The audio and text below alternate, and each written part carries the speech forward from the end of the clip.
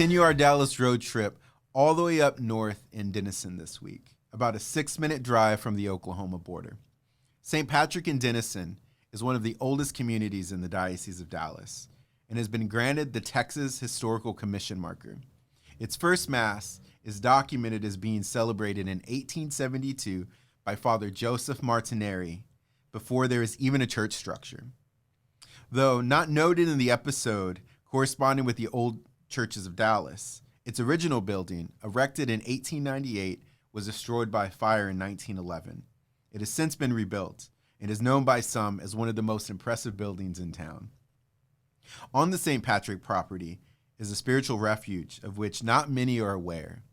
2 chapels, one dedicated to our Mother Mary, and another, a replica of the Portiuncula Chapel in Assisi.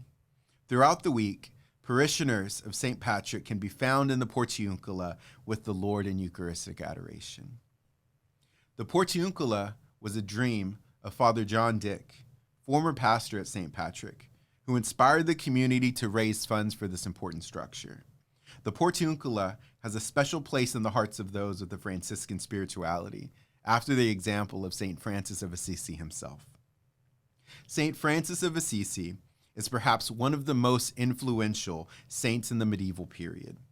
After a conversion experience that inspired St. Francis to abandon all earthly wealth and possessions, St. Francis began living a life of poverty. In his desire to embody the gospel in a literal sense, St. Francis begged for all that he had, spent his time traveling and preaching, and dedicated his life to rebuilding the church. His radical and countercultural response to the gospel was found to be very attractive, and soon, St. Francis had himself a set of followers. Never intending to establish a religious order, St. Francis authored a rule or a document that detailed his particular way of life as a Christian. At one point, St. Francis determined that his budding community was in need of a larger space and was able to obtain from the Benedictines a chapel he nicknamed the Little Portion, thus the Portiuncula. St. Francis repaired the crumbling structure, and it became a very dear location to himself and other Franciscans. In 1216, at the request of St. Francis, the Pope granted a plenary indulgence, a remission before God of the temporal punishment due to sin, to all those who would visit the little chapel. Massive numbers of pilgrims then began visiting the chapel on August 2nd, the Feast of Our Lady of Angels, to receive this plenary indulgence. To accommodate the pilgrims, the Basilica of Our Lady of the Angels was built in 1684 to overlap the Portiuncula, housing the tiny chapel within its much larger sanctuary space.